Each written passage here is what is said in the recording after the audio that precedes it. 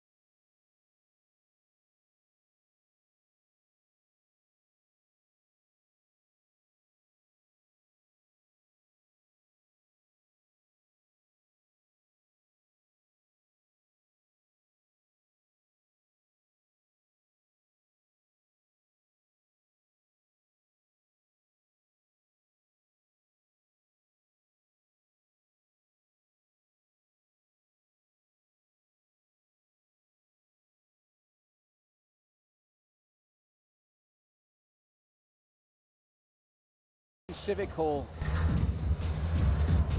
Right, our first contest, ladies and gentlemen, as all contests of this evening in the K1 Championship are over 3 rounds of 3 minutes duration each round. Introducing to you firstly our first fighter, fighting out of the red corner, coming from the Russ Williams Thai Boxing in North Wales. He weighed in at 112 kilograms and brings with him a 42-fight professional record, 37 wins, 5 losses. Please welcome the Welsh warrior, Gordon Miners!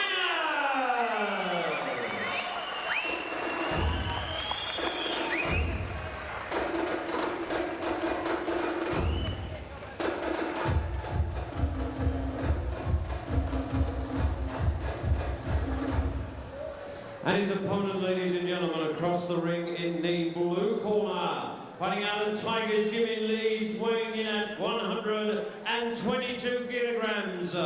He holds a 9-fight record, 4 wins, 4 losses, and 1 draw. A welcome for Leeds, Nick Shephard.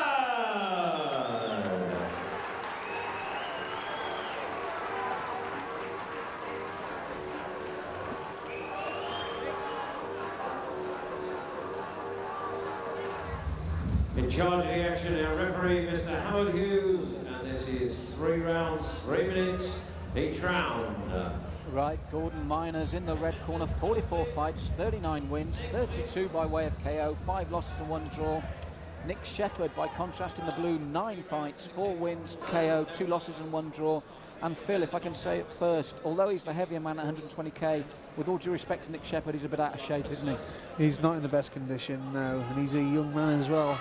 So that means, even out of condition, there's still 120 kilos of bombs in there. But looking at the records, Gordon Miners, 44 fights, 39 wins, 32 by KO. Nick's going to have to really look after himself from the moment we go. He is, yeah. Gordon, in my opinion, is the biggest hitter in this tournament. He's a lot of pro boxing experience as well. As a pro boxer, he won his first 6 fights by knockouts. But Nick is very unorthodox. We've got to watch out for these spinning kicks. If you watch Nick, even as a big guy, so not in the best of shape, he can throw some big spinning kicks to the head. Yes, when we were talking earlier, Gordon's your tip to possibly get to the final again. And as you said, a very strong man. And looking at this, though, they've started quite cagily with just the low kicks. They're just seeing each other out here, aren't they? Yes, they are. It's typical. Watching out, because it's a tournament, probably watching the injuries. They won't be throwing that many body kicks, getting the bruises on the shins from the elbows. And the low kicks will be chosen as well. Now, as we've seen from previous K1s, injuries can be such a vital factor. It's how you come through each round. It's not just about winning, is it? It's how you come through that round. It really is a game of tactics. It's a chess game in there. You're continually thinking, even though you're fighting, you're thinking about the next fight as well. Am I going to go through to the next fight? What am I going to do next? Well, at the moment they're going through a seeing out process here. Miners in the red corner, Shephard in the blue. Trading low kick, got the first high kick there from Miners, and immediately gets a response from the crowd first. Yes, yes. High kicks are not Gordon's forte, so I'm interested in that. Gordon's a good strong hands and good strong low kicker. I think it's interesting. Well, at the moment, I've said testing each other out. Look, first big right hand there from Gordon. He's just beginning to close the distance more now. He's had a look at his man, and again Nick replying with the low kicks there, but quite a low-key first round so far. Sure, yeah. I mean, it's interesting because I've seen Nick fight a couple of times before, and he seems to have been working on those low kicks. And he's throwing some good low kicks there, as you can see he's trying again. So at the moment, nothing much between them. And this is the first eliminator, 4 elimination rounds. And as we mentioned earlier, part of this is survival. It's getting through without being hurt. And at the moment, neither man's really been tested. They're looking at each other. Low kicks, quite a good low kick there from Nick that time, Phil. Sure, yeah. I've got Gordon slightly ahead at this point. But it's interesting to see, Nick's looking for the low kicks. So it's the little things that count. He just knocked him off balance a little bit there. You say Gordon applies his own. I know from experience, those low kicks off Gordon, they hurt. Yes, big, strong man, 113k, giving away a bit here, but very heavily muscled. And again, he'll know all about this because he'll know what it takes to reach the final, having been the finalist last year. Sure, yeah. Gordon's not a stupid man. He'll be thinking about what he's doing. He seems to be controlling the fight, but he will have to be careful. I mean, Nick Shephard could throw things from funny angles. Yes, Nick's blown just a little bit there as he came forward, which carrying that weight will be a problem for him. But at the moment, as you said, you've got Gordon slightly ahead, but very even round at the moment overall. Sure, yeah. My opinion is Gordon will take this fight. It's they're just settling into it, but you can see Nick's blowing a little bit more than Gordon. Gordon seems to be relaxing into it. That's probably down to the experience. So there you have it, the end of the first round in back number 1. We've got Gordon minus slightly ahead. But looking at it, Phil, do you think now, having had a good look for the full first round, that he'll step the pace up in this second round? Yes, Russ Williams is a very experienced cornerman. I would have thought, he would have thought, put the pressure on, let's see if we can get a stoppage, let's get this guy out of here. Whether he does or not, we'll have to be seen. Well, here's some of the action from the first round, and as we mentioned, you said he's not known for his high kicks, but that was perfect. Yes, it was a lovely high kick, just over the guard, just slipped over the guard. A little bit higher up the shin, we might have seen a knockdown, but all respect to Nick, he took it well. Well, as you said, they're in the corner there. They've really taken time to settle in here, as the V2 shows. They're really just seeing each other out, aren't they? Yes, they really are. They're definitely watching the injuries. Definitely. If you have to think about Gordon last time, he got to the final, and within the first few seconds he retired with an injury to the ankle, so it's got to be on his mind. Well, as we saw from the replay there, Nick Shephard ending strongly with a low kick, but we've got a feeling that maybe Gordon Miners will step it up now, again, to the groin area there, that inside thigh kick, which is always a danger. Slight marking under the left eye of Nick Shephard, but overall, he still looks cool and controlled in there. A good kick to the back of the knee as well. That hurt Gordon. That'll give Nick some heart. And again, one thing that Nick does do well is he counters to an attack well, doesn't he? Yes. He doesn't seem to be blocking the low kicks off Gordon much, though. But, as I said, he seems to have worked on those low kicks a lot himself. Now, the one thing we might say is, even if Gordon does come through this test, and Nick is proving to be a test, those low kicks, surely they're going to turn hit later Gordon round. with a good right hand then. It was a good right hand that hit Gordon on the side of the head. And these low kicks are going to tell on him later as well if he does get through. Yes. He's not defending properly either. Gordon's got to be careful. Nick's going to get Gordon into his game, which is not what Gordon wants. Well, maybe a bit of an upset here because Nick Shephard, we had Gordon maybe tipped to go to the final, but Nick Shephard's given a really good outing here. Yes, he is. He's going back well in the second round. So we've got to see what happens. This is levelling things up definitely. Yes, everything to fight for here. This is the second of 3 rounds, and already Gordon Miner's taken some heavy punishment to the legs, and again there. Sure, he's in pain. He's in pain there. As I said from the beginning, if Gordon gets through this fight, I believe he'd be in the final. But he seems to be suffering with those low kicks. And what I also like is Nick is varying it up because he's also there's a good uppercut there though from Gordon, but Nick is catching him with the hands as well. He's varying it nicely, isn't he? He is, yeah, he is. Oh, you see Nick taking the deep breaths already. It's only round 2. That's worrying. That's worrying. But, as I say, he seems to be doing more damage to Gordon than Gordon is to him. But I'd like to pick you up on that. He was really sucking in air there, and he's doing it now, and all of a sudden he slowed down dramatically. Yes, it's a matter of how many more low kicks he can land on Gordon before he gets stopped himself. And he seems to be really struggling, and Gordon does it hard. Yes, and despite those low kicks, Gordon's still bouncing now. He's on his toes, and in this last 10 to 15 seconds, there's been a dramatic turnaround in the amount that Nick's showing. Again, he's right in front of us there, Phil, and he's blowing really heavily now. He's suddenly come to a stop. Yes, he is, and Gordon's looking for the uppercut inside. If Gordon can throw a decent shot from long range, I think we could see Nick possibly looking for a way out. He is starting to look tired.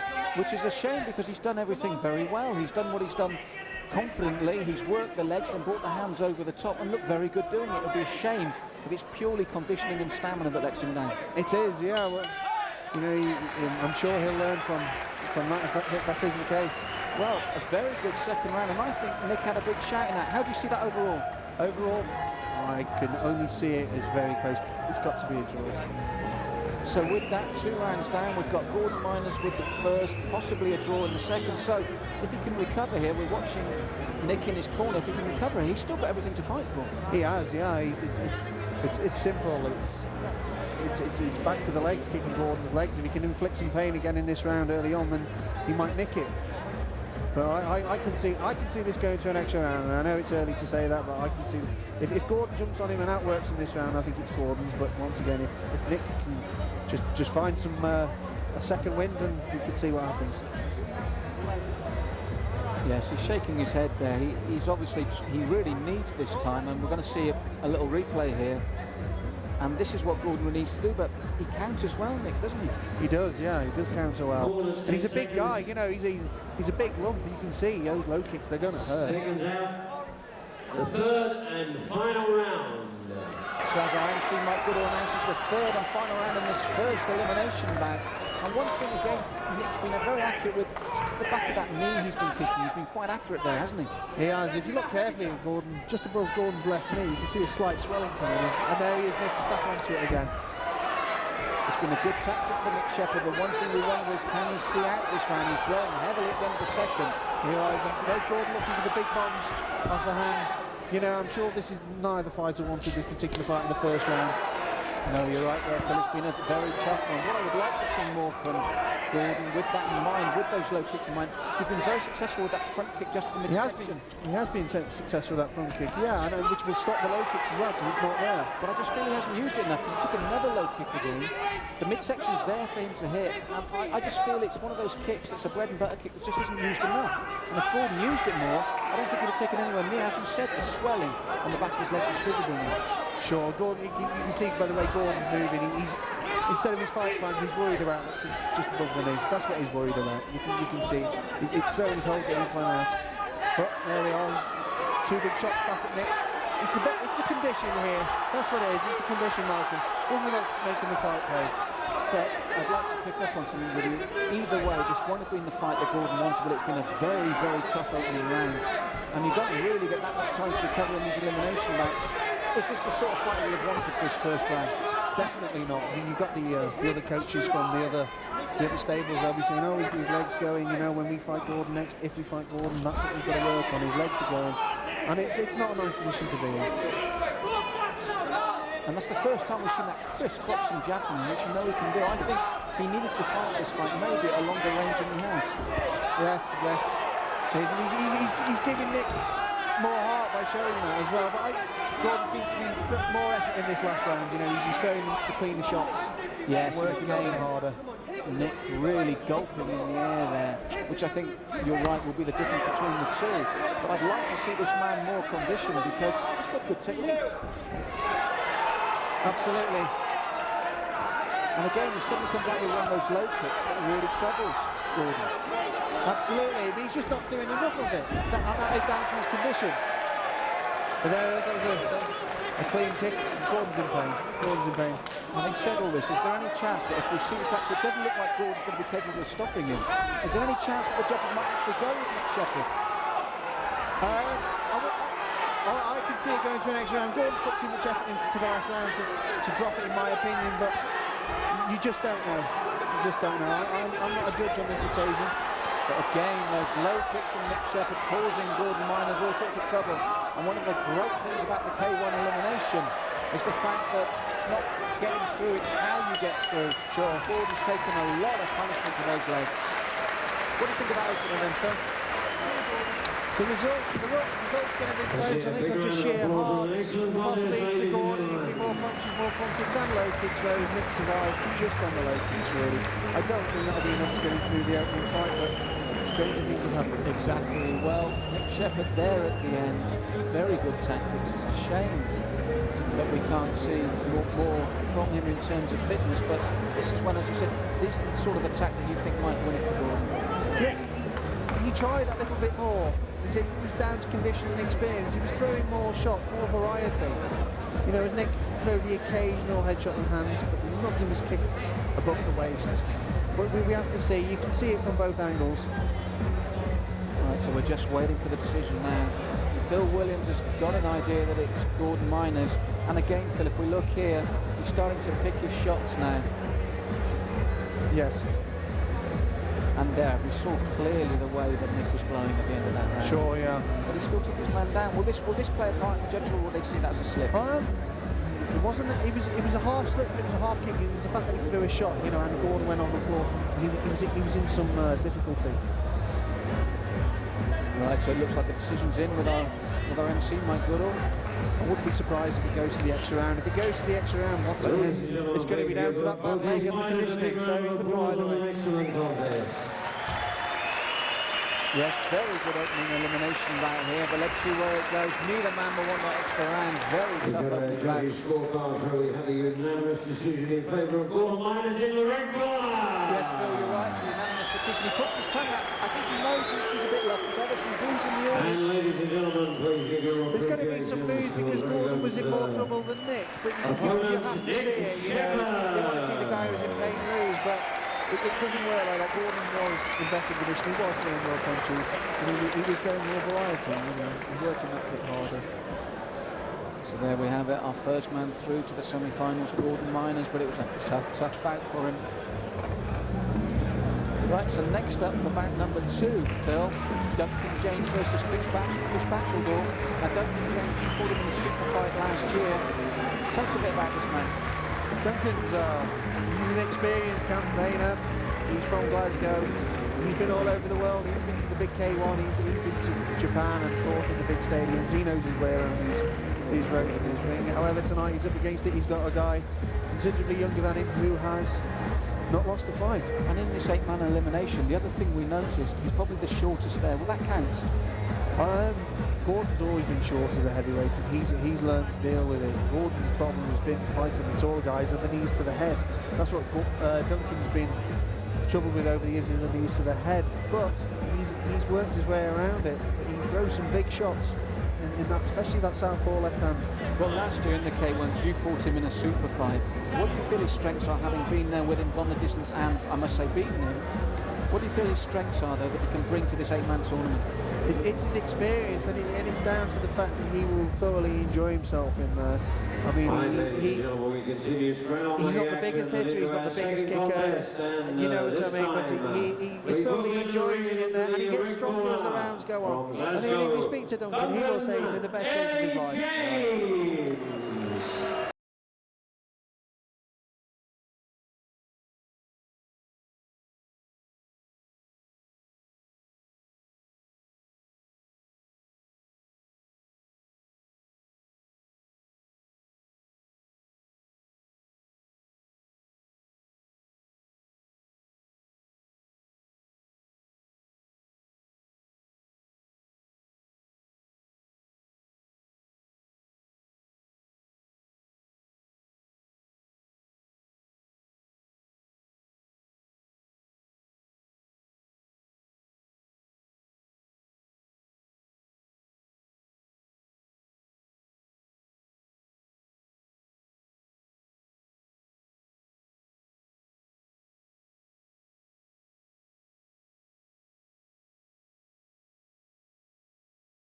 Please welcome his opponent into the blue corner from Woking, Chris Batcheldor. And his opponent, Chris Batcheldor, 7 fights, 7 wins, 1 by KO, obviously no losses. Not much weight difference, but a huge experience difference, Phil. Will that count here? It will count. It'll count for a lot because he's going to respect Duncan no matter what. And what is more to the point is the fact that Chris Batcheldor, even as a heavyweight, he's only got the 1 stoppage. I can't tell you which way this is going to go, but in my opinion, I would have thought it's going to go the distance, unless Duncan can get with one of those big bombs. Now, one thing I'd like to pick up on here, though, although we've got a huge experience goal, 41 fights versus 7, how important is it that Chris is an unbeaten fighter? Do you bring something into the ring with you when like that?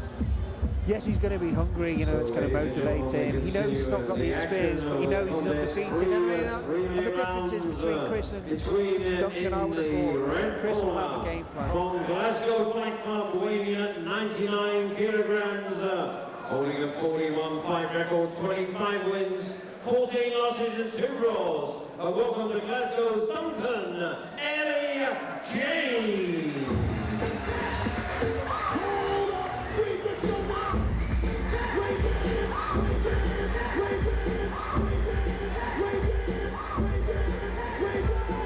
And standing across the ring in the blue corner, his opponent from Woking Thai, weighing in at 95 kilograms, holding an undefeated record, 7 wins from 7 contests. Welcome for Chris Batcheldor.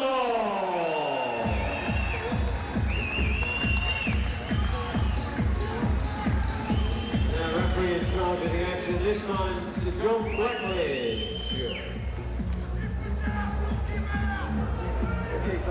So here we have it, for the right to make Gordon Miners, the experienced Duncan James against the unbeaten Chris Batcheldor. Will it be the former 4-time world champion or the man with 7 fights, 7 wins? We're going to find out right now.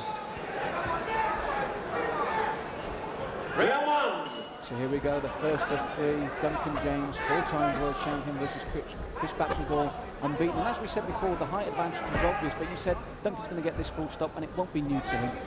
No, it's very rare that, in fact, I don't know of Duncan ever fighting anyone the same height as him, so this won't be a big issue to Duncan. It's the unknown and how much Chris Batcheldor wants to keep that undefeated record. And again, the reward for either of these men, a fight with Gordon Miners. What about in the back of their minds? Will their coaches have watched that first fight and said, well, look, if you get through this, there's a man that we can work on his legs with, or will they just be focused purely on this contest? No, they'll take heart with the fact that they're fighting Gordon. He wasn't throwing many big bombs with his hands, and they know he's got an injured leg, so they're going to be, oh yes, I can get to the final if I win this fight, which is realistic. And again, I'd like to pick up nice spin kick there from Chris Batcheldor. Nothing behind it though, but I think Duncan's right. He's looking in good shape, isn't he? He is looking in good shape, and if you watch what Duncan's doing, he's leaving the guy and he's countering with those low kicks all the time. So by the 3rd round, you know, they're gonna pay. And Duncan gets stronger as the fight goes on as well. Nice low kick there from Chris though, but Duncan using all his experience. And again, a nice high kick from Chris, showing a nice range of kicking ability there. But as you picked up before, 1 KO at heavyweight from 7 doesn't suggest a heavy hitter. No, it doesn't suggest a heavy hitter, and you can see on the stature of him, he's not throwing any big shots that seem going to look like worrying Duncan. And after the first round, which I think it'll go past, Duncan's going to think, hold on a minute, I'm going to walk through these guys' shots, and Chris is going to have to watch out. Now, as you said, Duncan gets stronger as the fight goes on. You fought him last year. If you're in Chris's corner, what's the best way to combat Duncan from your experience? It's difficult because I was a southpaw like Duncan. I had a different game plan. But Duncan's tend to drop his hands low sometimes, and you can open him up with a head kick. If you look, Duncan's got his hands down by his chest, and that can leave open to a head kick. I would certainly be telling him that. Other than that, I'd say keep it long range and keep getting those points.